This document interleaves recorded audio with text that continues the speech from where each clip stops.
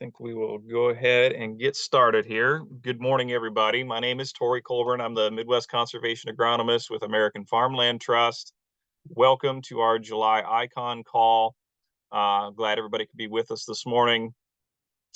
Today's call is the first in a series. Today's call is going to be on weed management and cover crop systems, and we'll also have a call in August on disease management and cover crop systems. And we will wrap up with our September call on insect management and cover crop systems. So stay tuned. We will have speaker announcements for upcoming calls in the future. But today we're going to focus on the weeds. So be sure to register for the series and join us. As always, we'd like everybody to introduce yourself in the chat. So please include your name, your organization or occupation, and where you work from, so we can all get to know one another. As a reminder, this call is going to be recorded and posted on our YouTube page for later viewing for those who weren't able to join us live.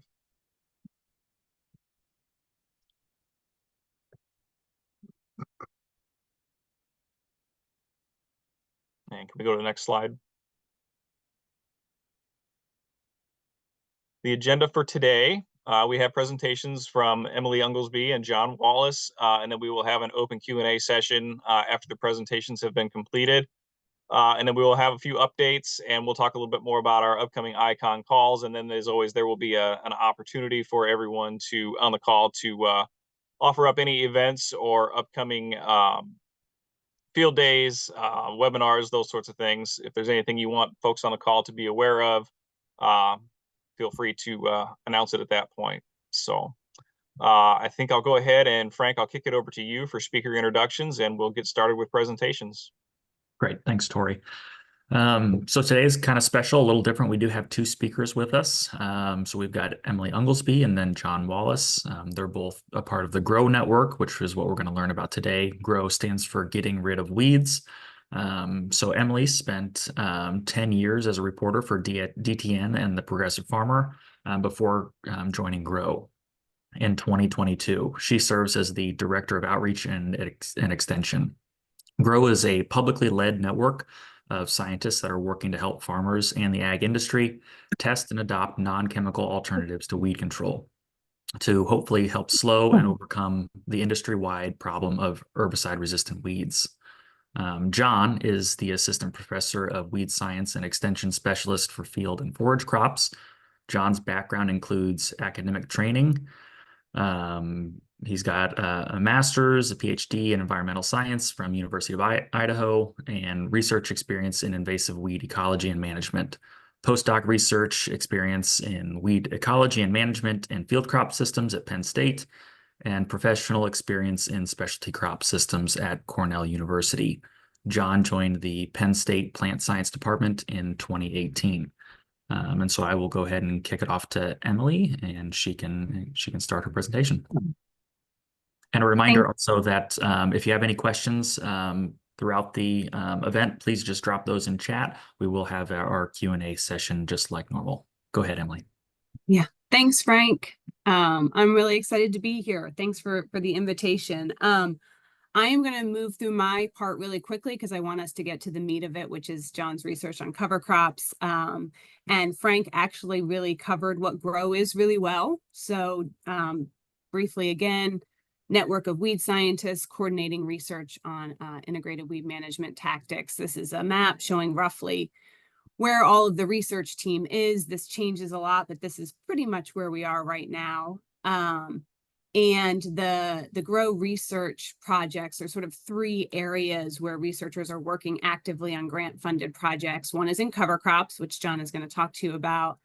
One is in harvest weed seed control, controlling weed seeds at the end of the season after they've escaped all of your control efforts during the season. And then this sort of precision weed management, sustainable ag focus, producing digital decision support tools like the cover crop species selector, doing a lot of cover crop and weed and crop mapping and image repository work with the Precision Sustainable Ag Network.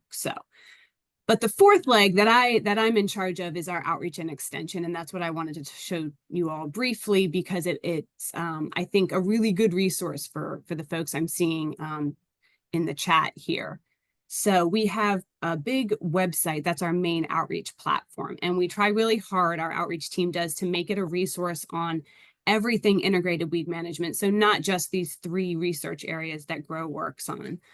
So you'll find all kinds of resources, news, research, updates on a huge variety of what we call our weed management toolbox, which just goes through the cultural production practices farmers can use, biological control, chemical, tillage options, harvest weed seed control, cover crops, big comprehensive educational web pages on those. We have at least 2 on cover crops as a weed management, cover crop termination. We have a great resource called the Weed Management Planner, which helps you look through your entire farm, crop, and weed management tactic, everything you do basically in your fields and how it could affect individual weed species. So sort of a big picture look at how your farming practices are affecting your entire weed spectrum. We have a weed ID library where we try to go beyond just this is what this weed is, here's its biology. We also go through here's how the individual weed management tactics we talk about on this website can affect this particular weed.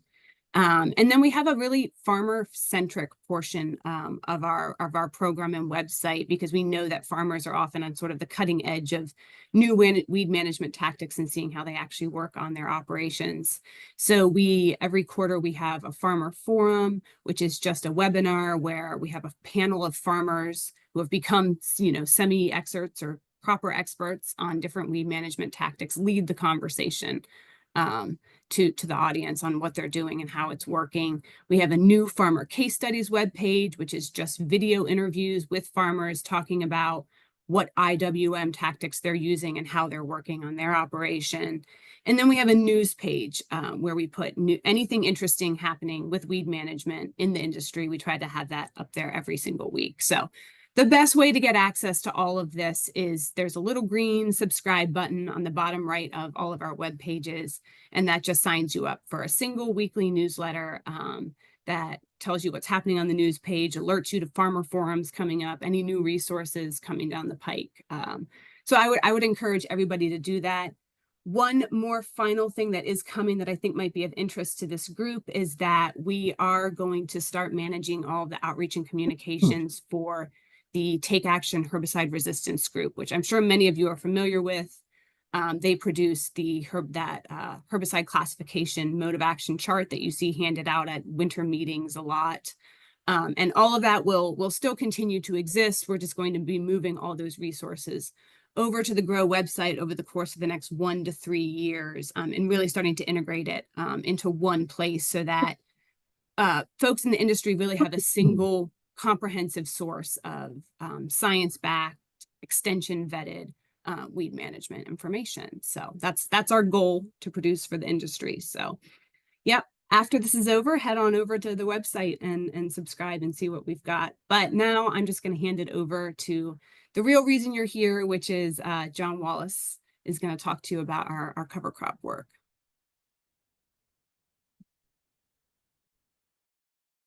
Okay, thanks, Emily.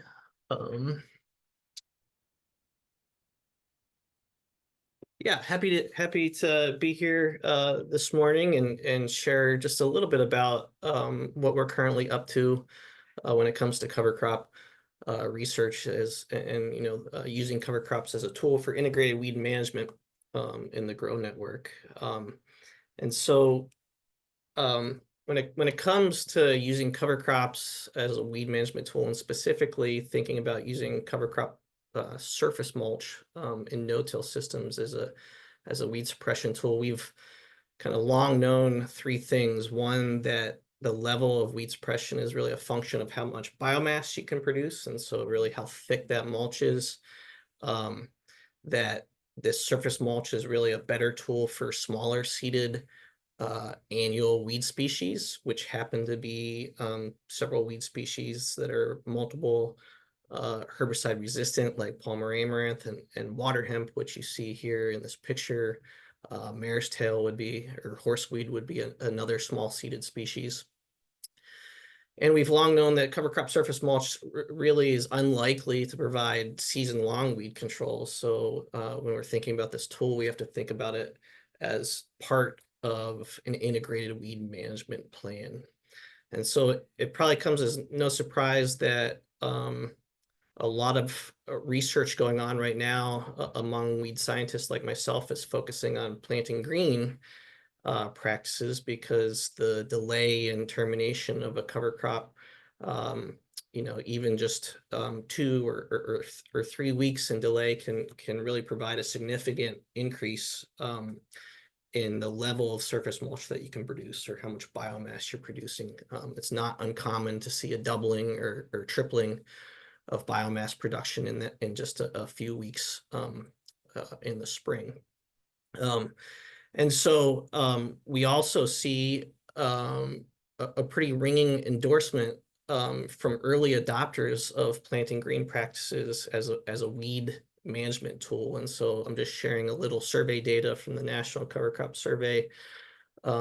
This is the previous survey that was done in 2020, where growers who have been using planting green, more than 70% found that planting green improved weed suppression or weed management in their system, and really less than 5% suggested that it made weed management more challenging, or weed control more challenging. So this is really great news. It's likely due to these benefits that we know about of having continuous living cover up until planting that can provide weed suppression, as well as producing more biomass that's left on the surface. But the other noteworthy kind of result from these surveys that we've seen that have come out is that early adopters of planting green also see this as an adaptive kind of management practice for managing soil moisture conditions in the spring. So allowing cover crops to continue to grow, to pull soil moisture out in wet springs, or perhaps going ahead and terminating that cover crop early if it looks like they're getting dry and are going to remain dry. And so growers are really thinking about using those cover crops to optimize planting conditions in the spring. And so while it's tempting from a weed management perspective to provide management recommendations that are kind of based on some type of biomass threshold that you need to achieve to provide a meaningful level of weed suppression, where you might make a change subsequently in your weed control program, or adjust herbicides. And so while there's a lot of data that kind of suggests what those biomass thresholds should be, we recognize that that's really only maybe kind of a secondary consideration for many growers. And really their primary consideration is really achieving optimal planting conditions. So it's unlikely that you're going to consistently be able to hit such a biomass threshold for that weed management goal. And so when it comes to what we've been up to and what we've started the past a couple years in the Grow Network, it's really kind of taken into consideration what we're learning from those early adopters. And so, we think that the role of planting green as an integrated weed management tactic really needs to be put in context of this practice as an adaptive soil water management practice, and so you can balance the crop and weed management goals. And so we've developed a coordinated experiment that's we're in the second of a 3-year experiment, and it's being done at 9 different locations. You can see in the map where they're located, including mid-Atlantic states, southeastern states, and several Midwestern states, including we actually have 2 locations in Illinois. Carla Gage at Southern Illinois University in Carbondale as part of this project, as well as Aaron Hager, the extension weed scientist at the University of Illinois. And so our goal with this project is to ask a very simple question about planting green as an integrated weed management tactic, but to do so across a really broad kind of soil environment gradient. And each location is also imposing this experiment in 2 different crop sequences, or crop rotation sequences, where you would transition to soybeans and be able to fit cereal rye in as a cover crop. And so in total, we're going to have 54 site years after the 2025 production season in order to answer some of the questions that we're interested in. And so the experiment is designed, it's a pretty simple design. We have 3 different cover crop treatments. So a no cover crop control, cereal rye planted in the fall and then terminated using kind of standard management recommendations. So 14 to 21 days pre-plant, we would terminate cereal rye prior to planting soybeans. Or planting green, where we would plant directly into cereal rye and then terminate cereal rye within 1 to 3 days after planting. So that really allows us to ask questions in a couple different management scenarios as far as the level of cover crop adoption, right? For those who have yet to adopt cover crops, we can ask what the value is of just having a cover crop there and using kind of standard practices compared to whether, you know, in order to really see significant weed management benefits, whether you need to think about planting green as a practice, or for those who are starting to adopt cover crops, what is kind of the marginal benefit or relative benefit of allowing that cover crop to go for another 2 or 3 weeks prior to termination.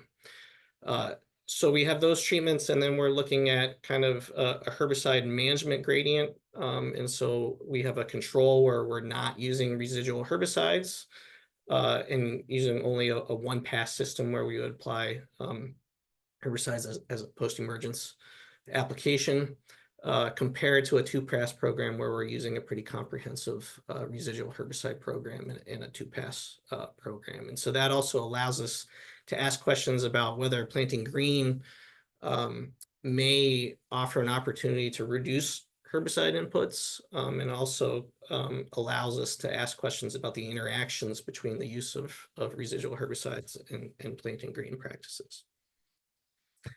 So what we're attempting to do is to ask both some water and weed management related questions, as well as kind of more integrated weed management questions in this experiment. So what we're attempting to do is to understand how termination timing, as well as the biomass that you're able to produce at each location, impacts field fit days in the soybean planting window. And so we have soil moisture sensors installed at these locations. You can see in the graphic below how they're installed. We have a sensor kind of at close to the surface. And the intention there is to really understand how the cover crops are impacting soil moisture near the surface where weeds would be germinating, as well as kind of in that seed placement zone for soybeans. And then at a 15-centimeter depth as well, a little deeper in the profile. And so field fit days is really just, we can get at that by using the soil volumetric water content. Usually you think about kind of reaching a threshold of field capacity. If you're getting close to field capacity within that top 10 or 15 inches in the soil, you're likely too wet to really be able to do field operations, right? So the idea is that the delay in termination may produce more days that are suitable for getting planted or for doing other field operations in preparation for planting, which can be a real benefit in wet springs. But because we have those sensors installed, we also have this opportunity to understand how the cover crop mediates soil moisture dynamics in that upper soil profile, and how that impacts weed recruitment early in the production season, as well as potentially how those interactions with soil moisture and the cover crop surface mulch impacts the efficacy of residual herbicides. There's also likely a soybean yield story that can potentially come out of differences in soil moisture dynamics pre-plant as well as post-plant in different levels of cover crop residue under different management scenarios. And I just want to share an example that comes not from this GROW network, but a project that I'm a part of. It's a longer term cropping systems experiment where we have 6 years of side-by-side comparisons of planting green into planting soybeans green into cereal rye compared to standard termination practices. And so this comes from last production season. The picture you're looking at on the left is the kind of standard management practice where we terminated that cereal rye 14 days pre-plant. On the right is where we planted green, and you can see the difference in the level of biomass that was accumulated between those two termination timings. However, we also planted soybeans on the same day, and so you can see the difference in kind of emergence and early growth. We're already pushing, the first trifoliate, where we killed the cover crop early, and the soybeans are just coming up somewhere between 10 and 17 days after planting in the planting green treatment. And so what happened in the 2023 growing season was that we got some rain right around the time that we would have been killing that cover crop 2 weeks prior to planting. But then after that, we went 5 weeks with less than 1/10 of an inch of rain. And so when we allowed that cover crop to continue to grow for another 2 weeks, it really exhausted the soil moisture. We didn't get a recharge, and we ended up planting into really dry conditions. And so that's a scenario where growers who are thinking about this as an adaptive management practice probably would have went ahead and killed that cover crop, anticipating that they were going to get too dry in the coming weeks. But however, when it came to the end of the season, we saw we had a really good soybean yields in both of those treatments, both the standard termination and the planting green treatment, really an only 3 bushel difference that was not significant. Which means that this story, when it comes to soil moisture dynamics and soybean yields, is a little more dynamic. It's both kind of the early season conditions as far as getting soybeans to establish, but potentially also the soil moisture conservation benefits of having some more biomass on the surface later into the season can be a benefit, perhaps. So getting back to the GROW results, so we have 18 site years of data right now from the past year. We saw really no effect of planting green compared to either the standard termination or the no cover crop control at 6 of the locations. We saw a yield drag at 2 locations and a yield increase at 1 location, which happened to be the Southern Illinois location. We have yet to tease apart really if soil moisture dynamics is led to those differences, or if there's other things, including the level of weed pressure across locations, as well as soybean stands, which can be an issue depending on planting conditions and equipment. As far as the integrated weed management research questions we're focused on, really what we want to do is to understand which management scenarios, and what I mean by that is kind of crop sequences that were able to produce a significant amount of cereal rye biomass, but also we see a lot of differences in weed communities and weed seed bank densities. So really kind of different levels of weed pressure across locations. So which of those kind of management scenarios across these locations result in meaningful weed suppression benefits with and without residual herbicides? We're mostly focused on small seeded species. Most of the locations have either water hemp or Palmer amaranth at their location. We're also trying to target and make observations for problematic large seeded broadleaf species. So for example, in Illinois, I think giant ragweed is one of the species that they're tracking as well.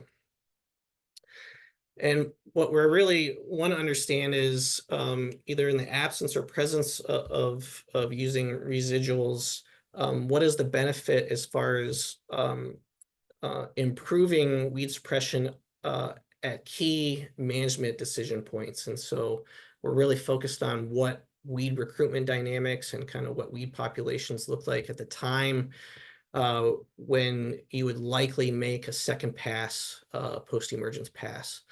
And you may be including a overlapping residual at that time period. But really the idea is that any kind of additional benefit from the cover crop in reducing weed densities at the time of post-application should lead to really more effective, post-applications and better season-long weed control. And so we're focused on what those densities look like. And we're also focused on kind of the differences in weed heights and kind of the sizes of those weeds at that application timing, which is really also important for making effective herbicide applications. So Emily mentioned the Take Action series, and you can see a graphic from an extension fact sheet from Take Action, really emphasizing the importance of making post-emergence herbicide applications on small weeds to be effective. And so this is something that we're trying to document the benefit of cover crops for achieving those objectives.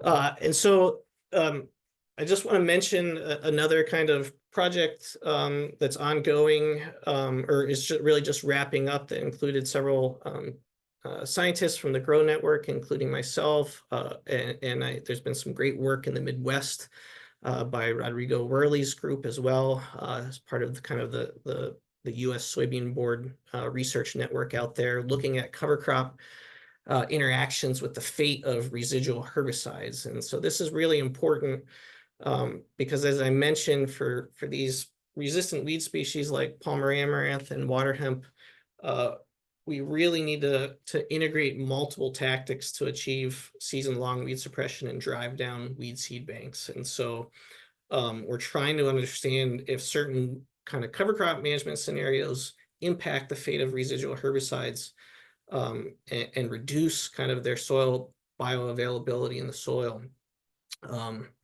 And so I just want to share a little bit from what we've learned from this project that was done in the Mid-Atlantic at Penn State, University of Delaware, and at Virginia Tech as well. And so what we did was we designed field experiments where we kind of had different management scenarios where we were applying residual herbicides in kind of planting green scenarios into living cover. That could be cereal rye at multiple different growth stages. We also had treatments where we roll crimped those cover crops first and then applied the residual herbicide into the roll crimped cover crops. And then we also tried to understand what the fate of residual herbicides would be in kind of an early post-emergence application timing, where you would have already killed the cover crop was dead, and now acting as a surface mulch, and how that scenario impacts the fate of residual herbicides. And so we did field assays where we were measuring the deposition of a test residual herbicide, which we used peroxysulfone or Zidua as our test herbicide. And so we measured the deposition of that herbicide through the cover crop profile. And then we also were able to measure how much of that herbicide was being washed off of residues if it was caught up on the residue after application.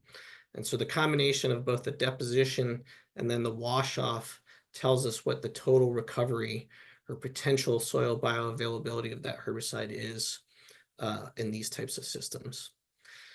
And so we've just concluded this project, and we've developed these models that really relate both deposition and then total herbicide recovery, which would be deposition plus the wash off, in relation to cover crop biomass, and then also whether you're roll crimping or applying these herbicides into standing cover crops, and whether it's a planting green scenario where the cover crop is living, or an early post-emergence application timing when the cover crop was already terminated. And so what we have found is that if you're applying residual herbicides into living, standing cereal rye, you start to see significant losses, which, you know, we kind of use a 50% loss as kind of the threshold when rye biomass exceeds 2.5 tons per acre.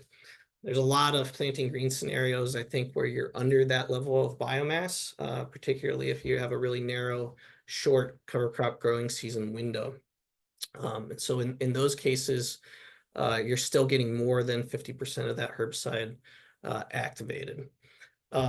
However, if you're also using roll crimpers as a residue management tool, or if you are using cover crop mixtures, and specifically we were looking at rye and crimson clover or rye and hairy vetch, both the mixtures as well as roll crimping kind of increases the interference and decreases the deposition of that herbicide down through the cover crop profile. And so we see more loss occurring in those types of management scenarios. Finally, delaying application is probably maybe worthwhile to consider as you are managing cover crops for higher levels of biomass. And the reason why is as you get higher levels of biomass, you get more interception, and we have greater wash-off potential if that cover crop residue is dead compared to still living in a planting green scenario. And then finally, we have found that there's really differences among herbicide properties. And so kind of your herbicide selection in wash-off potential. And so the herbicide property is really going to influence the kind of wash-off dynamics that occur off of those residues. And so come back to the GROW website in a few months. We're hoping to produce a fact sheet on this. There's really also some other good information coming out of the Midwest as well that we've been promoting through the GROW network as well. So just to wrap this up, what's our current kind of message to growers when it comes to planting green and the role of planting green as in integrated weed management? One is that it's context dependent. We don't think that you need a lot of biomass necessarily to be effective. It's really going to depend on what your management goal is, and if you're integrating other tactics, including comprehensive herbicide programs, including residuals and good post-emergence products. However, there's definitely a short-term benefit, which I think early adopters are seeing, in that when you're spreading the weed control burden across multiple tactics and not relying just on herbicides, you start to gain some management flexibility. And one of those is you have longer windows to make post-emergence herbicide applications. You also likely decrease the risk of weed control failures. For example, if you don't have good activating rainfalls to get residuals going in the soil. And then finally, there's likely a long-term benefit. We think planting green and managing cover crops more intensively for weed suppression benefits is really a proactive herbicide resistance management approach. Okay, so I just wanted to provide a little bit of an overview. You can see some of the collaborators on the project I talked about that are participating in this project. And I will stop there and would be happy to chat about any of this and answer questions. Thank you. Awesome. Thanks, John. So yeah, we'll go ahead and open up to questions like we normally do at this time. So if anyone has any additional questions, we do have a couple lined up already. Feel free to continue putting those in chat or message us directly, and we can, or raise your hand. We're happy to take you off mute. Tori, I know you had said that you had an initial question. Yeah, I guess my initial question is that, I think we've all observed that cover crops do an effective job at suppressing weeds. What we don't talk a lot about is how that actually occurs. So John, if you could give us your take or your opinion or what your research shows of what is the actual mechanism, specifically like with the cereal rye suppressing the amaranthus species, the water hemps and the Palmer amaranth and pigweeds. What is actually occurring in the soil or at the field level that is suppressing either the germination or the number of plants that we ultimately have to control post? Yeah, so it's really there's two steps when you think about weeds emerging from the seed bank, right? And so weeds in the seed bank may be in some level of dormancy that needs to be broken for them to germinate, and oftentimes that's can be a function of several different interacting factors. So a fluctuation in kind of soil temperatures near the surface, right? Changes in kind of temperatures. When we see that kind of fluctuation, that's like an indicator that probably there's been some soil disturbance that have occurred. And generally, as you see warming soil temperatures, you start to see the breaking of dormancy of a lot of summer annual weeds. Soil moisture is also an important part. You need to have that there for germination to occur. But then there's weed species that are sensitive to light conditions, both how much light is penetrating into the soil profile, but also light quality. So the kind of ratio of far red or red wavelengths. And so when we are creating a surface mulch, assuming that germination has not occurred early in the spring, and we've already created the mulch, preventing light down into the canopy is an important into the soil profile is an important part of suppressing or preventing weeds from germinating. You have to have really high levels of biomass, though, for that to occur. Usually there's even really pretty high levels of biomass that we can typically achieve in these types of systems. There's enough light getting down into the soil profile to allow these weeds to germinate. And so the second part of that is that once they germinate, then they have to establish, right? And so with smaller weed seeds, there's less energy reserves in the seed. And so they have to grow out of that. They have to depend on those energy reserves in the seed and grow out of that surface mulch. And so if there's more surface mulch there, that's more energy they have to expend before they can produce true leaves that start to photosynthesize. And so we can see seedling mortality. So weeds are germinating, they're coming out, they're starting to emerge, but they don't make it through the mulch. And so we've done some experiments, and there's other experiments out there that have demonstrated that even at about 3,000 to 4,000 pounds of dry matter biomass, like pigweed species, you'll start to see some seedling mortality. The last picture I had in my presentation, well, I won't go back and share, but yeah, what happens is you have really kind of etiolated seedlings, right, that produce a lot of long, skinny hypocotyls, and they're going to be more sensitive to other environmental stressors. So if it's also dry at that time, you can see seedling mortality. I have a follow-up on that, I guess. One of the other things that I've heard kicked around is that water hemp and I guess amaranthus species generally, they very much like free nitrogen. And if we're in a situation where we have a lot of that cereal rye biomass that's taken up a lot of leftover nitrogen from our previous crop,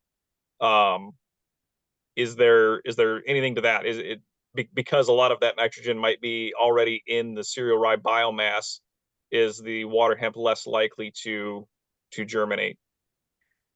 Absolutely, yeah. So for nitrophilic, pigweeds are what we would call nitrophilic species, so they're very responsive to available soil nitrate, right? And so that the level of soil nitrate available in the soil can impact the germination process, but also kind of the early growth and development of those weeds as well. And so both those processes, as far as kind of germination cues, but also establishment of those weed seedlings, are going to be impacted by soil nitrate availability. And the longer we allow cereal rye to go oftentimes we see soil nitrate levels, decline significantly. And so that is perhaps one of the reasons why there's a nice fit for a winter grain or cereal rye to soybean sequence, right? Whereas we have to be much more careful when we're trying to use these small grains ahead of corn because of that nitrogen tie-up. Great, thank you. Yeah, thanks, John. One question we had here is just, I know you said there was a fact sheet coming out about those herbicide findings. Were there any just high-level takeaways to that you can share now? Like, I know, whether some of those residual herbicide choices, there's clay-based, right? There's more water-based, like a prowl kind of product. Were there any general takeaways from what growers should or should not be using in a high biomass system? Yeah, so I would say that we learned a few things about how herbicide properties influence the wash-off potential. I will say that we designed it to look at herbicides that differ in water solubility and kind of absorption properties, right? So how readily they absorb to organic matter. As well as in a planting green scenario, how quickly herbicides move into and get absorbed into the plant, right? So generally, we, for example, if we just focus on group 15 and 3 herbicides, so grass, really residual grass herbicides that have activity on small seeded broadleafs like pigweed. We did see some differences between products like Zidua, Dual, and Prowl. We saw the Prowl would be a product where you have much less wash-off potential, significantly less wash-off potential compared to those group 15 herbicides. We did see differences between Zidua and Dual, not as dramatic as compared to Prowl, but we saw greater wash-off potential with Zidua compared to Dual. We're really just scratching the surface, however, with that. We think that we can kind of likely group herbicides based on these absorption properties as well as kind of water solubility properties to suggest which ones are more likely to wash off residues compared to others. Yeah, that would be incredibly helpful, especially if there are even differences within a group. For herbicide selection, would be very helpful to know.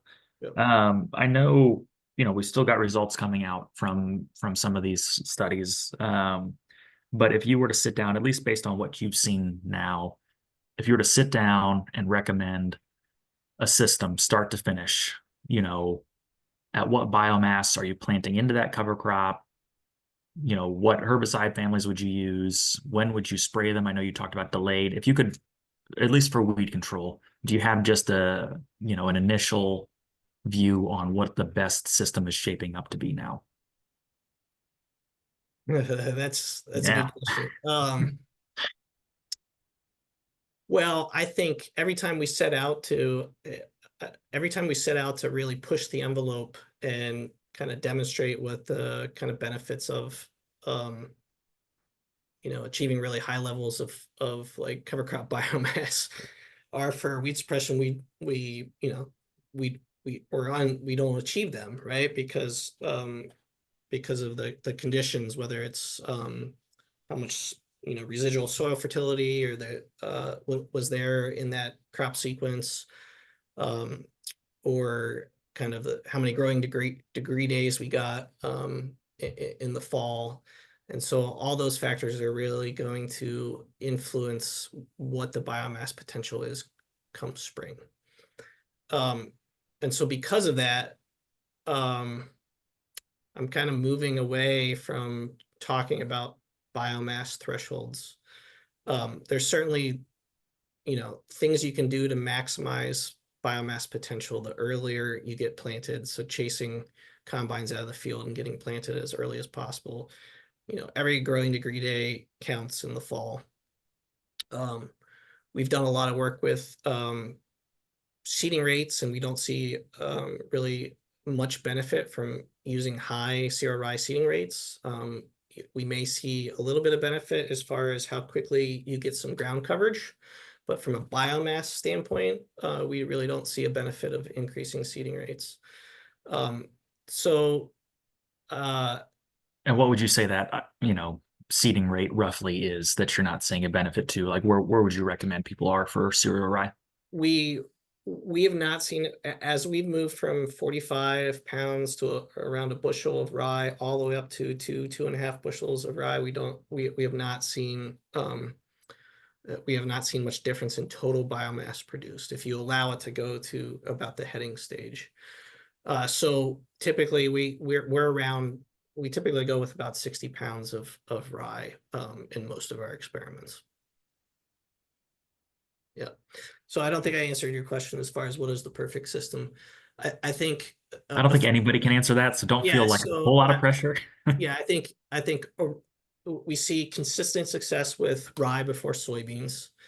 I think roll crimpers and as a residue management tool are extremely important. Even when you start to allow those cover crops to get big and advance through those phenological stages, I think there's a benefit, not necessarily from a weed management standpoint, but more from a residue management standpoint and crop establishment to roll crimping once it gets to those stages. We also use some aggressive row cleaning as we allow those cover crops to get bigger to make sure that we get good crop establishment.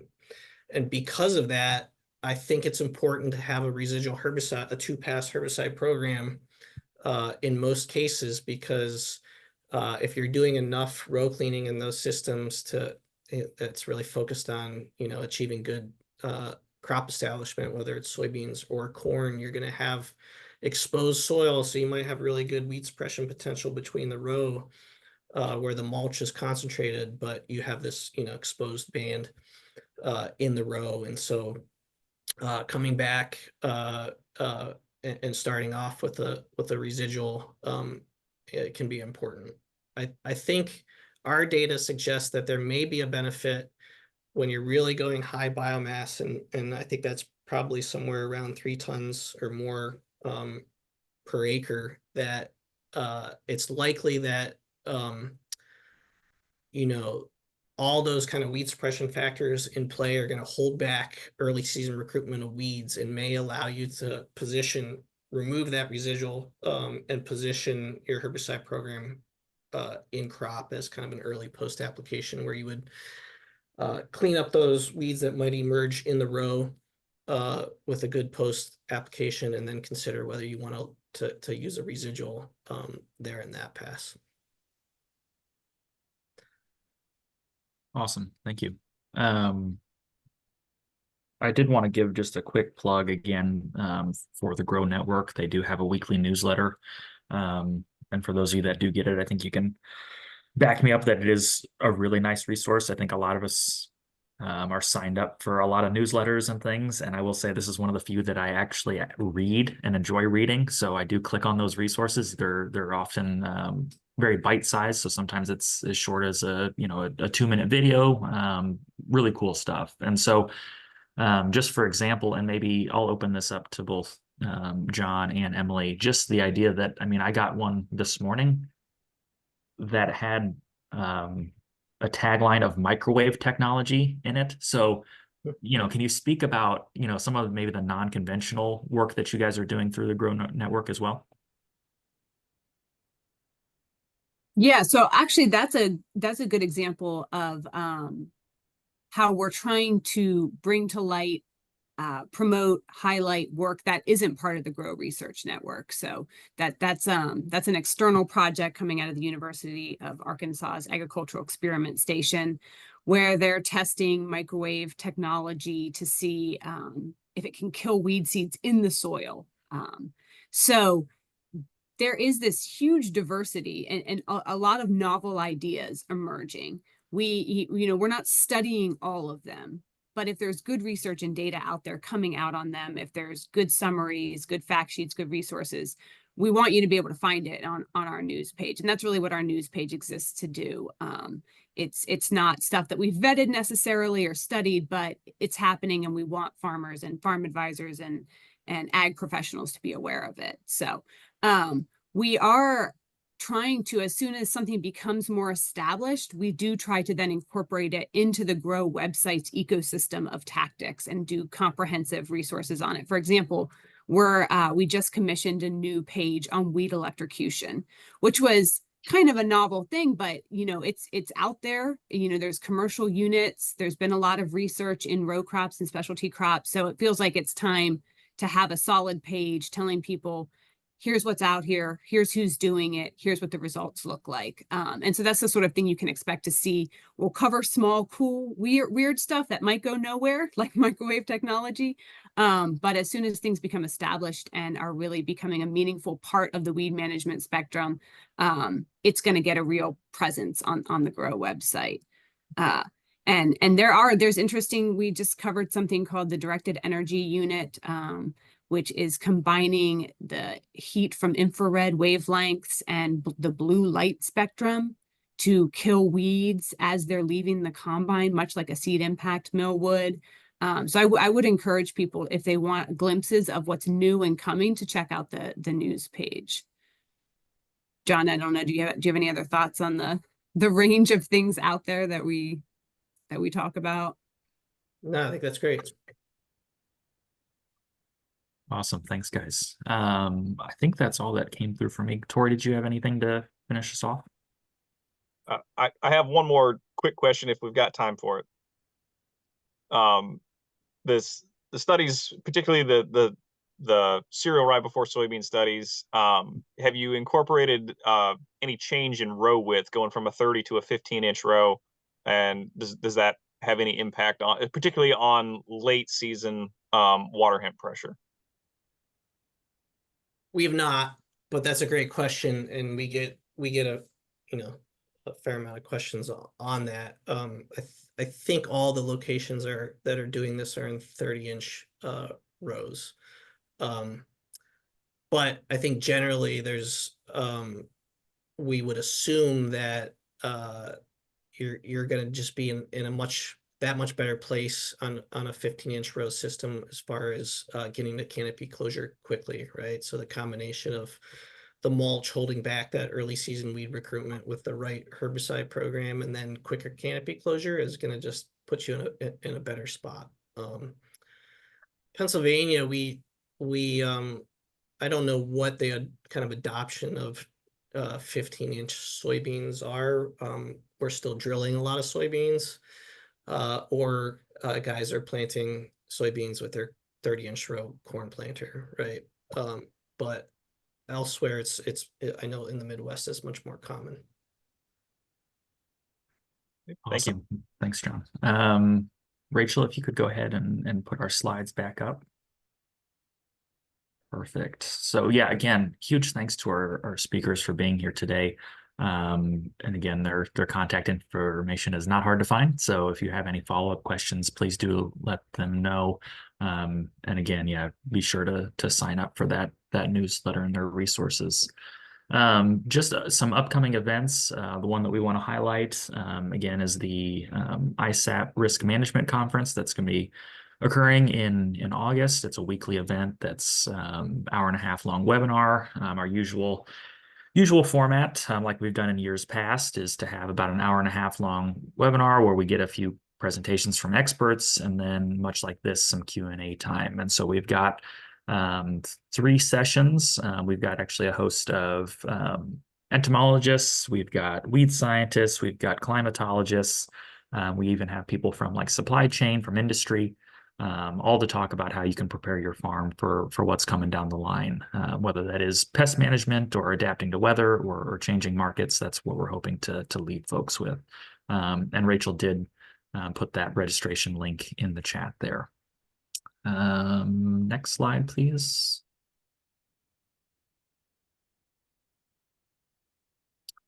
Okay. Yep, just an all call like we usually do for any upcoming events that we didn't list or haven't called on. So if anybody has those, feel free to either put those in chat or come off mute. And then moving on, we are starting. This is the first in a IPM series, so we do have some follow-up presentations that will be occurring in following months on diseases and pests. So we're excited to announce details of those here coming up, and we've got some more confirmation. But again, looking like we're going to have a plant pathologist and an entomologist to kind of talk about how cover crops and conservation systems impact pest management. And again, there on the screen is the CEU code that you can go ahead and scan if you are a CCA. If you are having trouble with that, Rachel's email is there. Please do reach out for any questions or issues with the CEU opportunities. Beyond that, I think that's all we've got. So unless I'm forgetting something, again, huge thank you to our speakers. We really appreciate that. Feel free to reach out if you have any questions, but otherwise we'll see you all in the next call. Thanks, everybody.